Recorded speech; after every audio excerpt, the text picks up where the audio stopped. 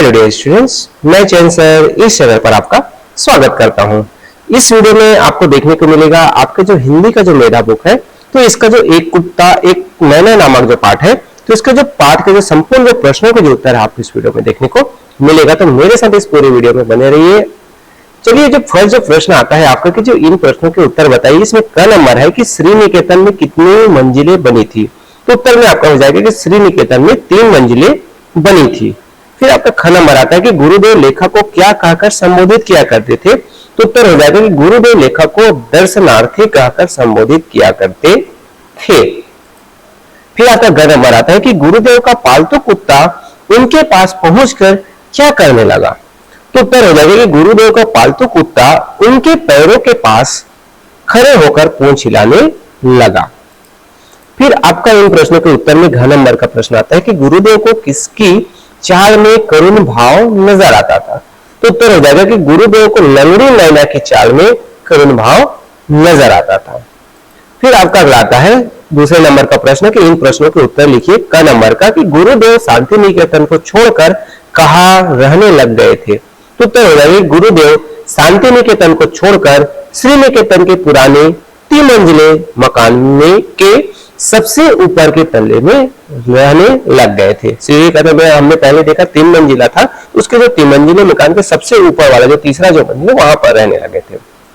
फिर आपका ख नंबर आता है कि लेखक जब गुरुदेव के पास पहुंचे तब वे क्या कह रहे थे। लेखक है ना, लेखकर हो गया। लेखक जब गुरुदेव के पास पहुंचे तब वे बाहर एक कुर्सी पर चुपचाप बैठे अस्ताचलागामी सूर्य की ओर निहार रहे थे, मतलब जो सूर्य जो है उसकी वो देख रहे थे। फिर आपका अगला आता है ग नंबर का कि अपने पालतू कुत्ते की पीठ पर हाथ फेरने के बाद गुरुदेव ने क्या कहा, उत्तर हो जाएगा अपने पालतू कुत्ते की पीठ पर हाथ फेरने के बाद गुरुदेव ने कहा कि पता नहीं कैसे इस कुत्ते को उनका ठिकाना पता चल गया और यहां आकर उसके चेहरे पर शांति दिख रही है। फिर आपका घ नंबर आता है अपने पालतू कुत्ते के संबंध में किस घटना का उल्लेख लेखक ने किया है, तो उत्तर हो जाएगा जब गुरुदेव की चिता भस्म कोलकाता से आश्रम में लाई गई, उस समय न जाने किस सहज बोध के बल पर वह कुत्ता आश्रम के द्वार तक आया, कलश के पास चुपचाप बैठा रहा और आश्रम वासियों के साथ चुपचाप भस्म को अंतिम विदा देने भी गया। फिर आपका अगला आता है कि ड नंबर का कि नर व मादा मैना प्रतिवर्ष कहां आकर डेरा जमाया करते थे, तो उत्तर हो जाएगा कि नर व मादा मैना प्रतिवर्ष लेखक के नए मकान में आकर डेरा जमाया करते थे। 4 नंबर का प्रश्न है कि मैनाओं द्वारा तिनका लेकर आने के बाद का जिस दृश्य का उल्लेख लेखक ने किया उसे अपने शब्दों में लिखिए, तो उत्तर में हो जाएगा कि वे तिनका लाकर सुराख में आते थे, तब नर और मादा दोनों मैनाएं खुशी से नाचना गाना शुरू कर देते थे। फिर आपका अगला आता है इन प्रश्नों के उत्तर बताइए ना। घ नंबर का कि लेखक की दृष्टि में कुत्ता और मैना के प्रति गुरुदेव की सोच क्या थी, उत्तर आपका है कि लेखक की दृष्टि में दोनों के प्रति गुरुदेव की सोच करुणा भाव से भरी थी। फिर आपका अगला आता है पाठ की दुनिया में तीसरे नंबर का प्रश्न है कि इन पंक्तियों के भावार्थ लिखना है। जो पंक्तियां दिए हुए उनके भावार्थ हमें बताने हैं। तो गुरुदेव हम लोगों की ओर देखकर कहा, देखा तुमने ये आ गए, इन्हें कैसे मालूम हुआ कि मैं यहाँ हूँ, आश्चर्य है, और देखो इनके चेहरे पर कैसे शांति दिखाई दे रही है। तो उत्तर में हो जाएगा कि गुरुदेव के श्री निकेतन वाले 3 मंजिलों वाले मकान में जिस तल पर गुरुदेव रहने लगे उनका पालतू कुत्ता भी वहां पहुंच गया। वहां पहुंचकर और अपने स्वामी की एक झलक पाकर उसे शांति मिली थी। फिर ख नंबर आता है कि गुरुदेव ने अगर कह न दिया होता तो मुझे उनका करुण भाव एकदम नहीं दिखता। मेरा अनुभव था कि मैना करुण भाव दिखाने वाला पक्षी है ही नहीं।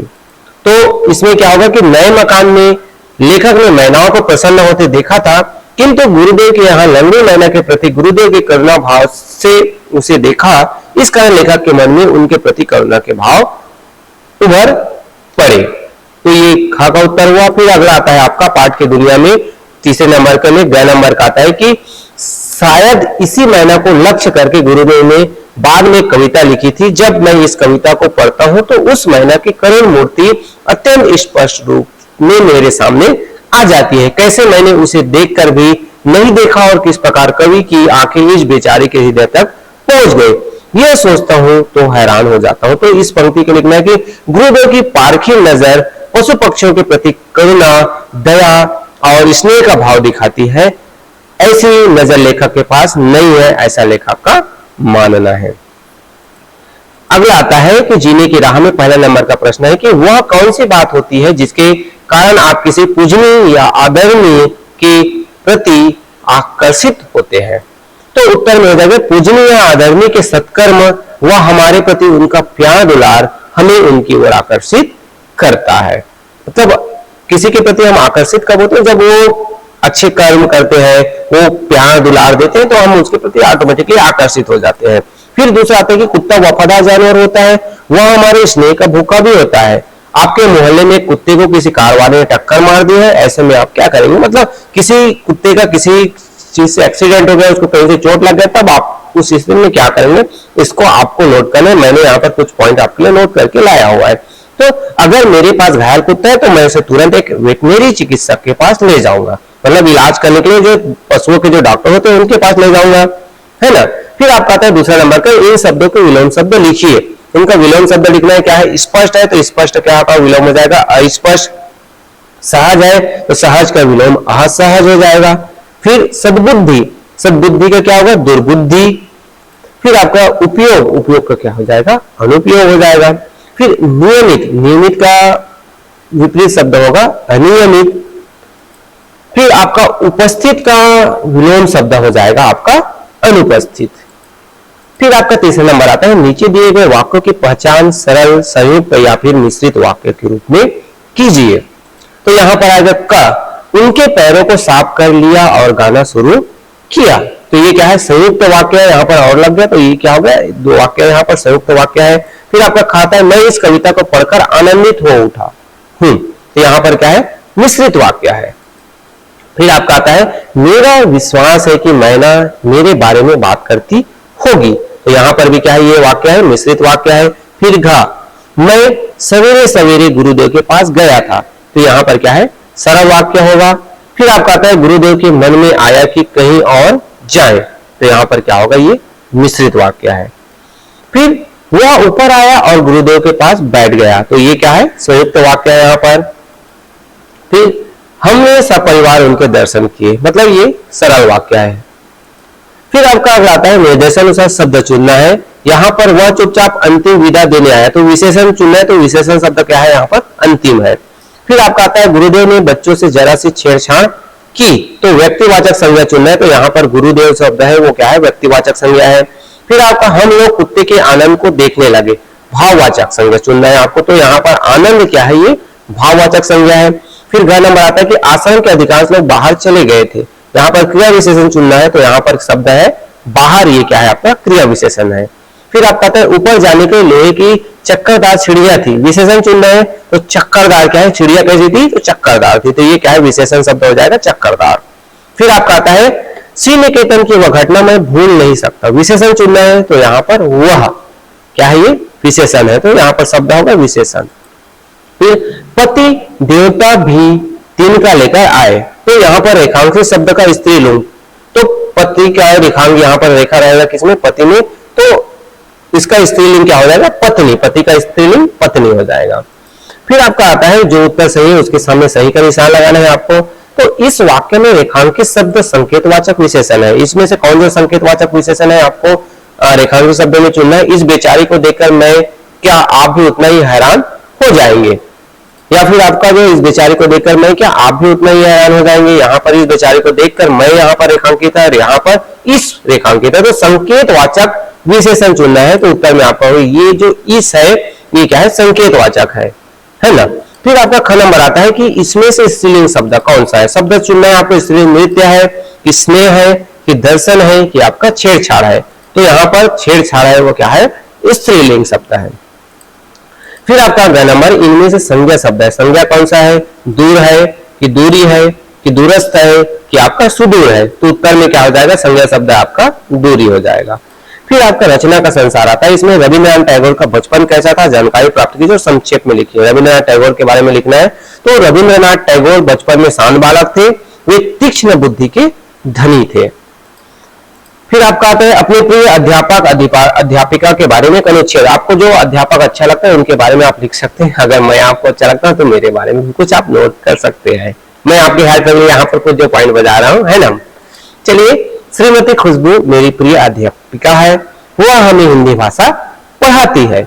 उनका व्यक्तित्व तो बहुत ही अलग है। वह बहुत ही नम्र है और हमेशा हमारे सभी सवालों के उत्तर देने के लिए तैयार रहती है। वह हमेशा हमारे अच्छे भविष्य के लिए हमें प्रेरित करती है। तो यहाँ पर कुछ जो अनुच्छेद हमने लिख दिए हैं आपके लिए। आप और आपके जो टीचर जो आपको पढ़ाते हैं उनके बारे में भी ऐसे जो है लिख सकते हैं। फिर आपका आता है कि शांति निकेतन के बारे में जानकारी प्राप्त कीजिए। इनके आधार पर एक परियोजना तैयार कीजिए। शांति निकेतन के बारे में आपको कुछ पॉइंट लिखने हैं। तो शांति निकेतन पश्चिम बंगाल में कोलकाता से लगभग 180 किलोमीटर दूरी पर स्थित है। यह शिक्षण संस्थान है जिसकी स्थापना रविंद्रनाथ टैगोर ने सन 1901 में की थी। इसे विश्वविद्यालय का दर्जा मिला हुआ है। वर्तमान में इसे विश्व भारती विश्वविद्यालय के नाम से जाना जाता है। तो ये शांति निकेतन के बारे में हुआ। फिर आपका आता है रचना के संसार में चौथे नंबर का कि अपनी स्वरचित कविता विद्यालय की पत्रिका में छपी है। इसकी सूचना देते हुए नाना जी को पत्र लिखना है। तो उत्तर हो जाएगा कि आप जो है आपके नाना जी का जो एड्रेस है उसको आप लिखेंगे। यहाँ पर मैंने ऐसे ही एड्रेस डाल दिया है। आप भी अपना जो कोई नाना जी का एड्रेस है उसको आप डाल सकते हैं। यहाँ पर दिनांक लिखेंगे जिस दिनांक को आप लिख रहे हैं। फिर आदरणीय नाना जी, सादर प्रणाम। आशा है आप सब लोग वहां पर कुशल मंगल होंगे। नाना जी आपको बताते हुए बहुत खुशी हो रही है कि मेरी स्वरचित कविता विद्यालय की पत्रिका में छपी है। मैं बहुत समय से इस कविता को लिख रही थी। नाना जी आपको जब भी समय मिले आप अवश्य इस कविता को जरूर पढ़ें। मैं आपको पत्रिका भेज रही हूँ। बहुत बहुत धन्यवाद। तो इस तरीके से मैं एक छोटा सा जो है आपके लिए पत्र लिखा हूं। आप इसमें अपने जो भाव है उसको लिखकर इसको बड़ा भी कर सकते हैं और आपको पता ही होगा कि पत्र जो है किस प्रकार से लिखा जाता है। फिर आपका यहाँ पर आपका प्रिय, आप अपना नाम लिखेंगे यहाँ पर, है ना। मैंने हिमांशी लिख दिया है ना। फिर आपका जो आता है कि रविंद्रनाथ टैगोर ने जन गण मन की रचना की थी। इस लंबी कविता का एक अंश हमारे राष्ट्रगान के रूप में अपना लिया गया है। मूल रचना इंटरनेट या अन्य स्रोत से लेकर पढ़िए। तो जन गण मन जो हम लोग, हमारा जो राष्ट्रीय गान है जो हम लोग गाते हैं, तो उसकी बहुत बड़ी जो है रचना है। तो इसको जो है उसका कुछ जो भाग है हमारे गान में दिया गया। तो पूरा यहाँ पर मैंने आपके लिए लेके आया, उसको आप नोट कर सकते हैं या फिर नेट में भी सर्च मारेंगे तो भी आपको मिल जाएगा। यहाँ से आप नोट कर सकते हैं। पूरा ये जो है हमारा जन गण मन का क्या है, पूरा जो एक रचना है जो कि बहुत बड़ी रचना है और इसको किसने रचित किया गया? रविंद्रनाथ टैगोर के द्वारा ये लिखा गया था। फिर आगे और है इसका भाग, यहां से आप देख सकते हैं और पूरी तरीके से इसको आप नोट कर सकते हैं। साथ ही साथ अगर आपको इंटरनेट में मिलता है तो उसको भी सर्च करके लिख सकते हैं, उसकी जरूरत भी नहीं है। यहां से भी आप पूरी तरीके से अच्छे से इसको नोट कर सकते हैं।